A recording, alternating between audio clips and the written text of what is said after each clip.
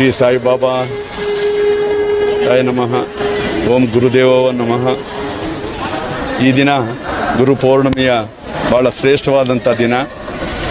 ಇಡೀ ರಾಷ್ಟ್ರಾದ್ಯಂತ ಈ ಗುರು ಪೌರ್ಣಮಿಯ ಉತ್ಸವಗಳನ್ನು ಭಾಳ ಚೆನ್ನಾಗಿ ಅದ್ಧೂರಿಯಾಗಿ ದೇವಸ್ಥಾನಗಳಲ್ಲಿ, ಮಠಮಾನ್ಯಗಳಲ್ಲಿ, ವಿವಿಧ ಜಾಗಗಳಲ್ಲಿ ಭಾಳ ಅದ್ಧೂರಿಯಾಗಿ ಮಾಡ್ತಾರೆ. ಯಾಕೆಂದರೆ ದೈವನಾದ ತದನಂತರ ಗುರುವೇ ನಮಗೆ ಮೂಲ. ಫಸ್ಟು ಗುರು ಆದಮೇಲೆ ಮಿಕ್ಕನದ್ದೆಲ್ಲ. ಆದ್ದರಿಂದ ಗುರುಗಳನ್ನು ನೆನೆಸ್ಕೊಳ್ತಾ ಈ ದಿನದ ಈ ಶುಭ ಸಂದರ್ಭದಲ್ಲಿ ಶ್ರೀ ಸದ್ಗುರು ಸಾಯಿನಾಥ ಪ್ರತಿಯೊಬ್ಬರಿಗೂ, ಅಂದರೆ ಬರೀ ಸದ್ಗುರು ಸಾಯಿನಾಥ ಅವರೇ ಅಲ್ಲದೆ ಭಾಳಷ್ಟು ಗುರುಗಳು ನಮ್ಮ ಇದರಲ್ಲಿ ಭಾಳಷ್ಟು ಜನ ಬರ್ತಾರೆ. ಯಾಕೆಂತಂದರೆ ಶಂಕರಾಚಾರ್ಯ ಇರ್ಬೋದು, ಭಾಳಷ್ಟು ಒಳ್ಳೊಳ್ಳೆಯ ಗುರುಗಳು ನಮ್ಮ ಈ ಜಾಗದಲ್ಲಿ ಕೈವಾರ ತಾತಯ್ಯನವ್ರು ಇರ್ಬೋದು, ವೀರಬ್ರಹ್ಮಯ್ಯಗಾರು ಇರ್ಬೋದು, ಭಾಳಷ್ಟು ಜನ ಇದ್ದಾರೆ. ಎಲ್ಲ ಗುರುಗಳ ಆಶೀರ್ವಾದ ಇವತ್ತು ನೆನೆಸ್ಕೊಳ್ತಾ, ಅವರನ್ನು ನೆನೆಸ್ಕೊಳ್ತಾ ಈ ಸಂದರ್ಭದಲ್ಲಿ ಆ ಗುರುಗಳ ಕೃಪಾ ಕಟಾಕ್ಷ ಪ್ರತಿಯೊಬ್ಬರಿಗೂ ದೇಶಾದ್ಯಂತ ಸುಖ, ಶಾಂತಿ, ನೆಮ್ಮದಿ, ಆಯು, ಆರೋಗ್ಯ ಎಲ್ಲ ದಯಪಾಲಿಸಲಿ ಅಂತೇಳಿ ಈ ಸಂದರ್ಭದಲ್ಲಿ ಕೇಳ್ಕೊಳ್ತಾ, ಈ ಕಾರ್ಯಕ್ರಮಕ್ಕೆ ಬಹಳಷ್ಟು ಜನ, ಸಾವಿರಾರು ಜನ ಬರ್ತಾ ಇದ್ದಾರೆ. ಎಲ್ಲ ವಿಧದ ಸಹಾಯನದಕ್ಕೂ ಜನಗಳ ಸಹಾಯದಿಂದ ಇವತ್ತು ಈ ಮಟ್ಟಕ್ಕೆ, ಈ ಜಾಗದಲ್ಲಿ ಈ ಮಟ್ಟಕ್ಕೆ ಬಂದಿದೆ. ಇದು ಸುಮಾರು ಒಂದು 10 ವರ್ಷದ ಹಿಂದೆ ನಾವು ಸ್ಥಾಪನೆ ಮಾಡಿದಂಥ ಈ ಜಾಗ ಇವತ್ತು ಅದ್ಧೂರಿಯಾಗಿ ಸಾವಿರಾರು ಜನ ಸೇರುವಂಥ ಒಂದು ವ್ಯವಸ್ಥೆ ಇಲ್ಲಾಗಿದೆ. ಅದು ಗುರುಗಳ ಆಶೀರ್ವಾದ ಅಂತ ನನ್ನ ಭಾವನೆ.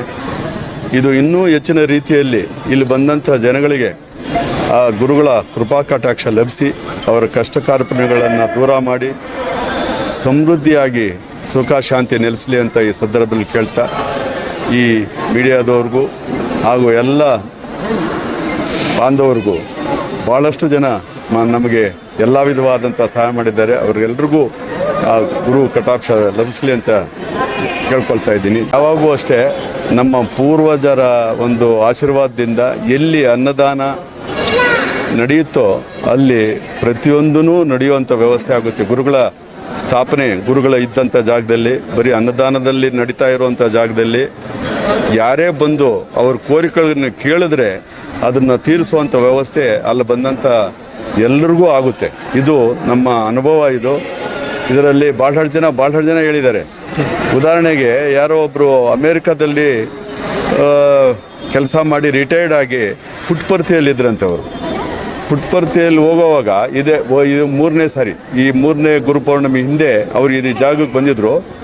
ಅವರು ಯಾವುದೋ ಒಂದು ಕಾರಣ ನಿಮಿತ್ತ ಬೆಂಗಳೂರಿಗೆ ಹೋಗ್ಬೇಕಾದ್ರೆ, ಪುಟ್ಪರ್ತಿಯಿಂದ ಬೆಂಗಳೂರಿಗೆ ಹೋಗ್ಬೇಕಾದ್ರೆ ಕಾರ್ನಲ್ಲಿ ಮಲಗಿದ್ರಂತೆ. ಅವರು ಮಲಗಿದ್ದಾಗ ಈ ಜಾಗದಿಂದ ಪಾಸ್ ಆಗ್ತಾ ಇದ್ದಂಗೆ ಅವರಿಗೆ ನಿದ್ದೆಯಲ್ಲಿ ಬಾಬಾ ಅವರ ದರ್ಶನವಾಗಿ, ನಾನು ಇಲ್ಲಿದ್ದೀನಿ, ನಾನು ನೋಡದೆ ಹಂಗೆ ಹೋಗ್ತಾ ಇದ್ದೀಯ ನೀನು ಅಂತಂತ ಹೇಳಿದ್ರಂತೆ. ಆ ಅಮ್ಮ ಬಂದಿಲ್ಲಿ ಆ ವರ್ಷದ ಸೇವೆ ಪ್ರತಿಯೊಂದು ಗುರುಪೌರ್ಣಿಮೆ ದಿನ ಬಂದು ಸಕಲ ವಿಧವಾದಂಥ ಸೇವೆಗಳನ್ನು ಮಾಡಿ ಹೋಗಿದ್ದಾರೆ. ಈ ಥರ ಭಾಳಷ್ಟು ಜನಕ್ಕಾಗಿದೆ.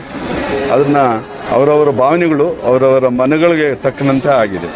ಇದು ಗುರುಗಳ ಜಾಗಕ್ಕೆ ಬಂದ್ರೆ ಒಂದು ರೀತಿ ವೈಬ್ರೇಷನ್ ಆಗುತ್ತೆ ಅನ್ನೋಂಥದ್ದು ಭಕ್ತರ ಭಾಳಷ್ಟು ಜನ ಇಲ್ಲಿ ಬಂದು 5-10 ನಿಮಿಷ ಪ್ರೇಯರ್ ಮಾಡಿದ್ರೆ ಸಾಕು, ಕುತ್ಕೊಂಡು ಎದ್ದೋದ್ರೆ ಸಾಕು.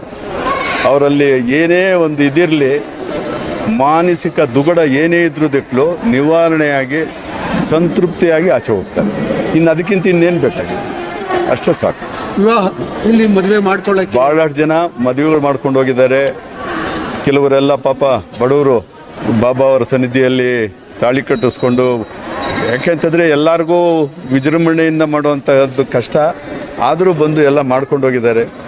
ಅವ್ರಿಗೆಲ್ರಿಗೂ ಬಾಬಾ ಅವರ ಆಶೀರ್ವಾದ ಭಾಳ ಚೆನ್ನಾಗಾಗಿದೆ. ಭಾಳ ಸುಖ ಸಂತೋಷದಿಂದ ಇದ್ದಾರೆ ಕುಟುಂಬಸ್ಥರು, ಅಷ್ಟೇ ಸಾಕು.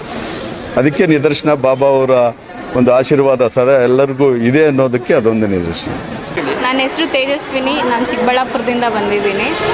ಇವತ್ತು ಗುರುಪೌರ್ಣಿಮೆ ಪ್ರಯುಕ್ತ ಇಲ್ಲಿ ಬಂದಿದ್ದೀವಿ. ಮನಸ್ಸಿಗೆ ಶಾಂತಿ, ನೆಮ್ಮದಿ ಎಲ್ಲ ಸಿಗಲಿ ಅಂತ ಬಂದಿದ್ದೀವಿ. ಇದೇ ಫಸ್ಟ್ ಟೈಮ್ ಬಂದಿರೋದು. ತುಂಬ ಖುಷಿ ಆಯಿತು, ಮನಸ್ಸಿಗೆ ತುಂಬ ಆನಂದ ಆಯಿತು. Thank you. ದೇವಸ್ಥಾನ ಯಾವ ರೀತಿ ಇದೆ, ಇಲ್ಲಿ ಅಟ್ಮಾಸ್ಫಿಯರ್ ಯಾವ ರೀತಿ ಇದೆ, ನಿಮ್ಗೆ ಬಂದಾಗ ಯಾವ ರೀತಿ ಅನ್ನಿಸ್ತು? ತುಂಬ ಚೆನ್ನಾಗಿ ಅನ್ನಿಸ್ತು, ಮತ್ತು ಪೀಸ್ಫುಲ್ ಆಗಿದೆ, ಚೆನ್ನಾಗಿದೆ. ಅಲ್ಲ ಮತ್ತೆ ಬರಬೇಕು ಅಂತ ಅನ್ನಿಸ್ತಾ ಹೇಗೆ? ಮತ್ತೆ ಮತ್ತೆ ಬರ್ತಾ ಇರ್ತೀವಿ, ಗುರುವಾರದೊತ್ತು ಬರ್ತಾ ಇರ್ತೀವಿ. Thank you sir.